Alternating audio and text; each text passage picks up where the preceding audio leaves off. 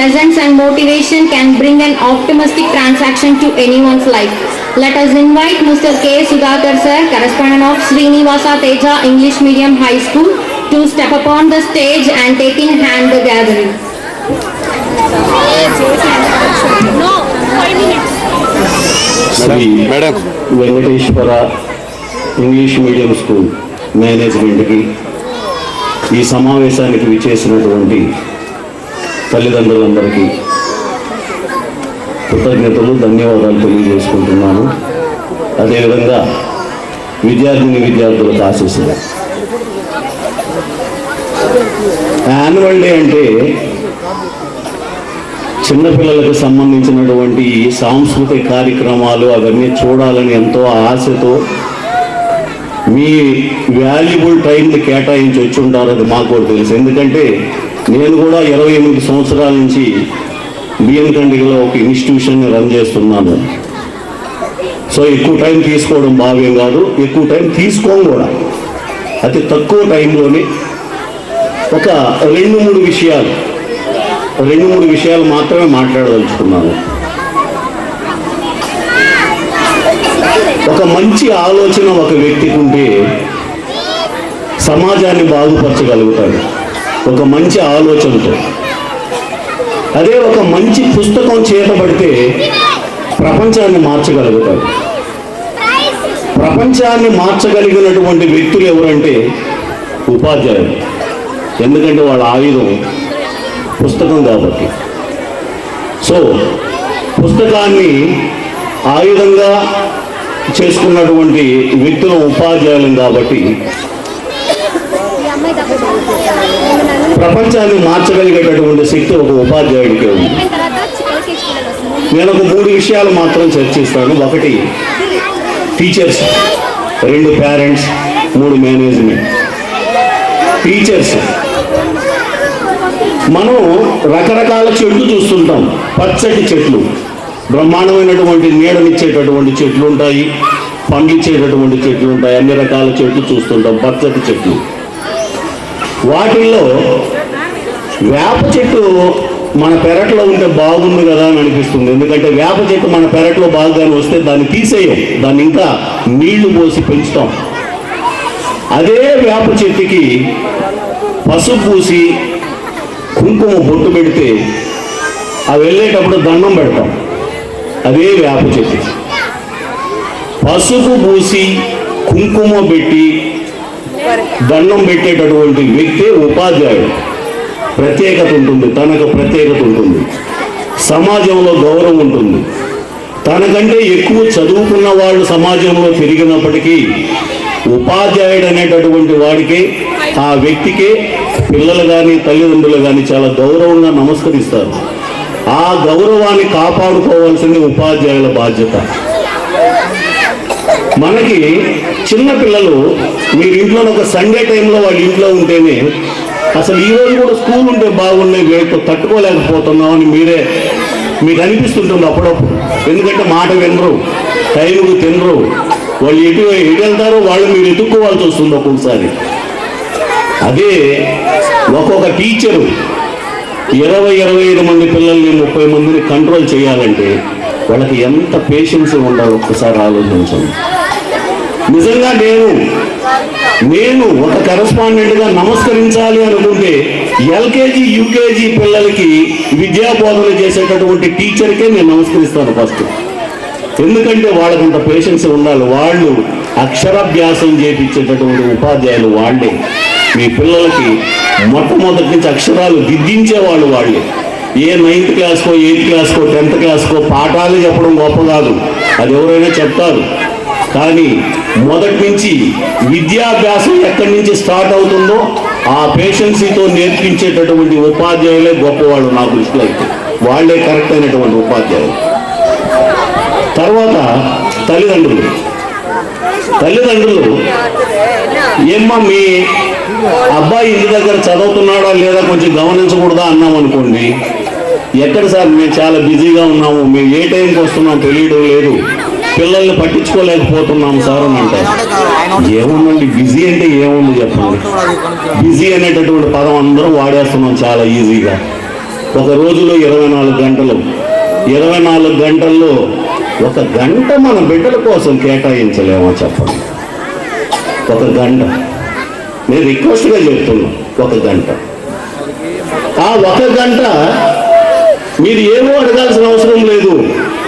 నాన్న ఈరోజు ఏమేమి జరిగింది, మీకు స్కూల్లో ఏం జరిగింది, ఏ లెసన్స్ చెప్పారు, ఏం వర్క్ ఇచ్చారు, ఏమైనా ఎగ్జామ్స్ ఉన్నాయా, మాట్లాడండి. ఫ్రీగా పిల్లలతో మాట్లాడండి. వాళ్ళతో ఏ క్రికెట్ లేదు, ఏ బాల్ ఆటో లేదు, ఇంకొక గేము ఏదో ఒకటి ఆడండి. 1 గంట సేపు ఆడుకోండి వాళ్ళతో. అసలు వాళ్ళతో ఆడితే వచ్చేటటువంటి ఆనందం ప్రపంచంలో ఎక్కడా దొరకదండి. ఎంత డబ్బు పెట్టి కొన్నా దొరకదు అంత ఆనందం. అసలు అది మిస్ చేసుకోవడం అనేది మన దురదృష్టం. మిస్ చేసుకోకూడదు. ఏం బిజీ, వాళ్ళకంటే బిజీనా, వాళ్ళకంటే ఆనందమా చెప్పండి. ఆనందం అంతా మన ఇంట్లో పెట్టుకొని మనం ఎక్కడో బిజీ అంటున్నాం. పిల్లలతో 1 గంట సేపు డైలీ ఆడుకోండి. అసలు నేను చెప్తున్నాను, మా అబ్బాయి ఇప్పుడు బీటెక్ చేస్తున్నాడు, ఫైనల్ ఇయర్ పాండిచ్చేరిలో. ఇంటర్మీడియట్ వరకు ఈవినింగ్ స్కూల్ వెళ్ళిన తర్వాత ఇంటికి వెళ్తే, అంటే వాడు ఉండేటప్పుడు బెడ్ మీద ఇది ఏదో WWE గేమ్ అని ఇట్లా చేతులు వెనక్కి ఇచ్చేసి వాడు తోసేసి మనం తొక్కినట్టు వాడు ఆడుకోవడం, బెడ్ మీద పిల్లలతో ఆడుకోవడం అసలు చాలా ఆనందం అండి. మనకుండేటటువంటి టెన్షన్స్ అన్నీ మర్చిపోతాం పిల్లలతో కానీ కొద్దిసేపు కానీ 1 గంట సేపు కానీ ఆడుకున్నామంటే. తెలియనటువంటి విషయాలు కూడా చాలా చెప్తారు మనకు. ఒక స్కూల్ గురించి కావచ్చు, ఇంకేదన్నా కావచ్చు, ఇంకేదన్నా చెప్తారు. దీనికంటే కూడా ముఖ్యమైనది ఏంటంటే వాళ్ళ మధ్యన మన మధ్యన ఒక మంచి రిలేషన్, ప్రేమ. ఆ రిలేషన్ పేరే ప్రేమ. చాలా స్ట్రాంగ్ అవుతుంది మన బిడ్డల మధ్యన మన మధ్యన. అది కావాలండి, ప్రతి తల్లిదండ్రికి అది కావాలి. కొంతమంది తల్లిదండ్రులు ఏం చేస్తారంటే, ఒక 3rd క్లాసో 4th క్లాసో 5th క్లాస్కి వచ్చారనుకోండి, తీసుకెళ్ళి చెన్నైకి వేసేద్దాం, బెంగళూరులో వదిలేద్దాం, హైదరాబాద్లో వదిలేద్దాం, అంతే. వాడు కూడా లండన్లోనో సెటిల్ అయిపోతాడు. మనం ఫోన్ చేసి, నాన్న నేను చూడాలని ఉందరానంటే, చూస్తున్నాం కదా మొబైల్లో, మీకోసం ఒక మనిషిని ఏర్పాటు చేశాను కదా, మీకు డబ్బు పంపిస్తున్నాను కదా, ఇంకేమి ఊరికి విసిగించద్దు అంటాడు. అది కాదు ప్రేమ. మన బిడ్డలు మన కోసం ఎదురు చూడాలి. పిల్లలతో పాటు కూర్చొని తినాలి, పిల్లలతో పాటు పడుకోవాలి, ప్రతిరోజు పిల్లలతో పాటు 1 గంట సేపు ఆడుకోవాలి. అది ఎవ్వరు కానీ దయచేసి మిస్ చేయొద్దండి. దానివల్ల చాలా యూజ్ ఉంది. మీకు తెలియనటువంటి విషయాలు చాలా మీతో షేర్ చేసుకుంటారు పిల్లలు. అది మిస్ చేసుకోకూడదని. ఎందుకంటే తల్లి, తండ్రి, గురువు, దైవం. ఫస్ట్ ప్లేస్ తల్లిదండ్రికే ఉంది, తర్వాతే గురువు, తర్వాత దైవం. కనిపించినటువంటి దేవుడికి అయితే గంటల కొద్దీ మొక్కుతున్నాం, కానీ కనిపించేటటువంటి దేవుడు మీరు దగ్గరుండి మీరు మిస్ చేసుకుంటున్నారు పిల్లలు. సో బిజీ అనేటటువంటి పదాన్ని పక్కన పెట్టి పిల్లలతో ప్రతిరోజు 1 గంట సేపు స్పెండ్ చేయడం అనేది దయచేసి ప్రతి తల్లిదండ్రి దాన్ని ఖచ్చితంగా పాటించాలని రిక్వెస్ట్ చేస్తున్నాను. తర్వాత 3వది మేనేజ్మెంట్. ఇంకోటి, ఒక 5th క్లాస్ అవుతాన్ని 6th క్లాస్ తీసుకెళ్ళి గవర్నమెంట్ స్కూల్లో వేసేస్తున్నారు కొంతమంది. నేను చెప్తాను, అంటే మీరు ఎక్కడైనా వేయచ్చు, కానీ ఒకటి ఆలోచించండి. ఎల్కేజీ నుండి 5th క్లాస్ వరకు ఒక స్టాండర్డ్ వస్తుంది, ఒక దగ్గర మంచి స్టాండర్డ్ వస్తుంది.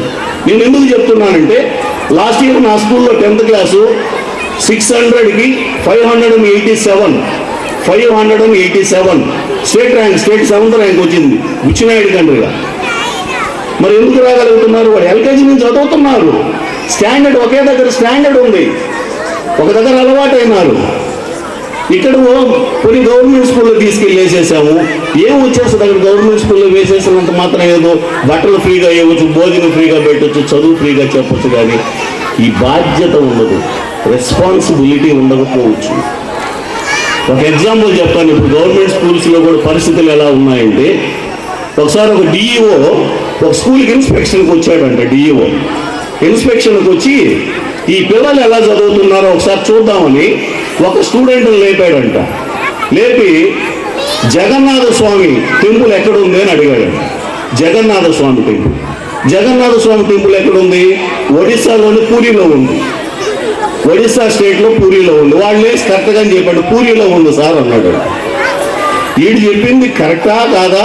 కరెక్టే. పక్కనోడు కూడా ఇది యాక్సెప్ట్ చేస్తాడా లేదన్న పక్కన ఉండే స్టూడెంట్ని అడిగాడంట. వాడు చెప్పింది నిజమా కాదా, కరెక్టా కాదా అన్నాడంట. వాడేమంటే వీడు పూరి అని చెప్తే అది రైట్ అయ్యింటే నన్ను అడిగి ఉన్నాడు సారు. నన్ను అడిగినాడంటే ఇంకేదో ఉంది, ఇది కాదు కరెక్టేనండి సార్, చపాతీలో ఉంటుంది సార్ అన్నాడంట. చపాతీలో ఉంది సార్ పూరి జగన్నాథ్ అంటే జగన్నాథ స్వామి టెంపుల్ చపాతీలో ఉంది సార్ అన్నాడు. మీరేంది ఒకటి చూస్తే పూరి అన్నాడు, ఇంకొకటి చూస్తే చపాతీ అంటున్నాడు అని ఆ మేడంని పిలిచాడంట టీచర్ని. ఇట్లా అని చెప్పి ఆమె మధ్యాహ్నం భోజనానికి అన్ని కొలతలు వేసిస్తూ ఉండేవాళ్ళకి, ఎందుకంటే మధ్యాహ్నానికి పిల్లలకు రెడీ చేయాలి.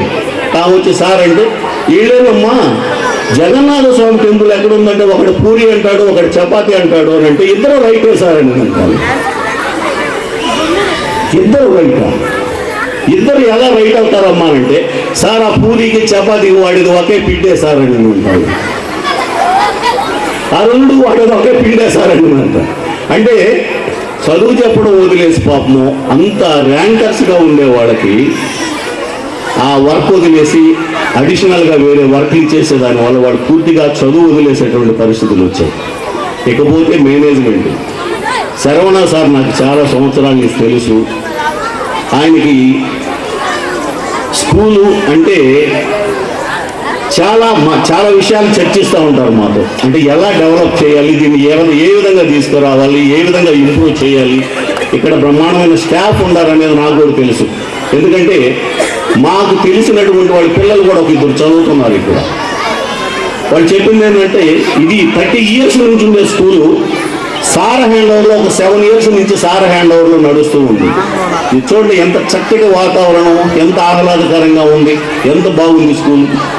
సో నేను సార్ని ఒకసారి రిక్వెస్ట్ చేసేది ఏంటంటే సార్ దయచేసి ప్రైమరీ వరకు కాకుండా ఈ స్కూల్ని 10th క్లాస్ వరకు నెక్స్ట్ ఇయర్ రికగ్నేషన్ చేసి ఇది 10th క్లాస్ వరకు హై స్కూల్ లెవెల్లో తీసుకొని రావాలని మీ అందరి సమక్షంలో నేను సార్ని రిక్వెస్ట్ చేస్తున్నాను. చాలా మంచి స్కూలు, మీరు మీ పిల్లల్ని ఒకే దగ్గర చదివించండి, మంచి స్టాండర్డ్ వస్తుంది, పిల్లలు కూడా బాగా తయారవుతారు. స్కూల్ అక్కడికి ఇక్కడికి మార్చేదాని వల్ల ఈ 10th క్లాస్ దాటిన తర్వాత ఈ స్టడీ సర్టిఫికేట్ కోసం తిరుగుతుంటారు కొంతమంది. ఎక్కడనంటే మా వాడు అక్కడ 8th చదివాడు సార్, ఈ ఊర్లో 9th చదివాడు, 10th క్లాస్ వచ్చి ఇంకో స్కూల్ చదివాడు. అంటే అన్ని దగ్గరకి అతను స్టడీ సర్టిఫికేట్ కూడా తిరుగుతూ ఉండాలి 10th దాటిన తర్వాత. ఒకటే కాదు, ఒక దగ్గర స్టాండర్డ్ అంటే ఒక దగ్గరే రావాలి. ఇన్ని దగ్గరలు మారినంత మాత్రాన్ని వచ్చేది. దయచేసి తల్లిదండ్రులు కాస్త ఎక్కువ టైం తీసుకున్నట్టున్నాను, దయచేసి క్షమించాలి.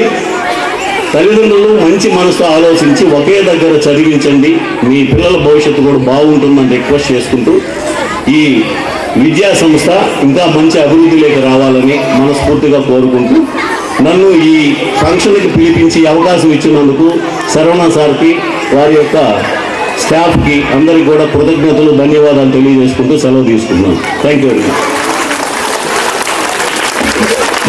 Thank you very much, sir.